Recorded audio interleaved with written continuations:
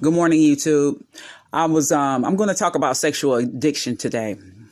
I was talking to someone, and they we were talking about just having a general conversation about porn and why do men watch porn and they have wives, and we was just having a conversation about it, and it was funny to me. And then sexual addiction topic came up, and I said, yes, a lot of people out here that have sexual addictions, and they said that they're compulsive cheaters. I had an uncle. He was married to my aunt, and this man loved women, and he had sex. He could look at a woman. It was like he was like a snake. He could charm them, and he would get them. And my aunt and him used to stay into it about that. And I had to explain to my aunt. I said, "Aunt Barb, you knew what this man was from the very beginning, and you chose to marry him, knowing that he was a ladies' man. You knew this." I said, "So you brought this on yourself." And her best friend had came over to the house, and they needed somewhere to stay, and they was in the basement, and my aunt caught him coming out of the basement, and she knew immediately that they had sex. She knew it immediately because I guess, but I told her, I said, you can't be mad at, I said, you can't be mad at him. But I said, because you shouldn't have brought her in here knowing how Brahmac is. I said, that's like you invited the devil, told him, come on in. I said, you can't blame him for that. But I used to tell her all the time, I said, our mistakes, what creates our personal hell. I said, I've made decisions. And I said, I just had to deal with it. I said, because, there's never a mistake. There's always a lesson. But she had to deal with that for over 30 years. And she divorced him. I said, you going to wait till almost 25 years to divorce him and then turn around? And I said, this doesn't make sense to me. I said, but okay, we do what you do. Went to court. They sitting up there. Well, you brought the woman in my house. It was just, the judge was just sitting there. I said, I was so embarrassed. And I said, I'm sitting up there. Then we was in downtown Cleveland at the courthouse. And then we had to go to the Galleria for lunch because we had to go back to court. And I'm sitting there, they sitting there arguing in the Galleria food court. And I'm sitting up here like, you know what? Y'all too old for this. At that time, my uncle was almost in his 80s and my aunt was in her 50s. He died at the age of 90.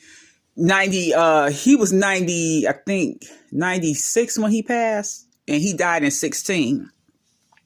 And then went to his funeral, and all the women that he had slept with that were still alive was at the funeral. And that funeral was a hot mess.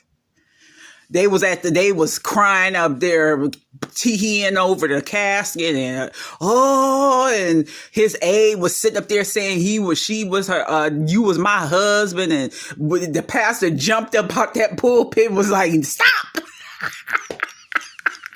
So we sitting there cracking up. I said, see, this is why I don't go to funerals. I said, because they a hot mess. And everybody, it was a shock factor because she did that. And they was just sitting up there acting a fool at this funeral. And I'm sitting up here, and I said, only our people, only our people. And then his son was walking out after they was getting ready to go to the cemetery. He walking around telling people he was going to stab them. I said, you was in church. I said, stop that. But anyway, getting back to the subject of sexual addiction. Some men just have that spirit of whoredoms on them. They're going to sleep around because they had lacked the moral compass and self-control. And you have to have a maturity to, every monogamy is not for everyone. It's not. I'm just going to be honest with you. It's not for everybody. So you either going to be monogamous or you going to love multiple men or women. Everybody ain't going to be, everyone is not going to be faithful. And if you know that you love multiple sexual partners, don't get married. Just live the single life. Don't do that. And I don't understand why they do that and get married, and then they know they're not going to be faithful. And then you dragging somebody into your web of sin. I never understood that. But I don't want to make a long video, but sexual addiction is real.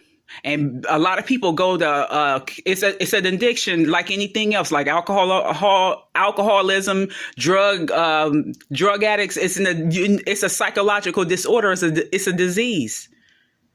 And some people are like that because they were molested as a child, or they were it's multiple factors of why people are like that. And a lot of people from the South are really, really, really sexual beings. They can't help it. That's just what they are. People gonna be who they are. But this is Sunday. Y'all have a happy Sunday, and y'all have a good one. Bye.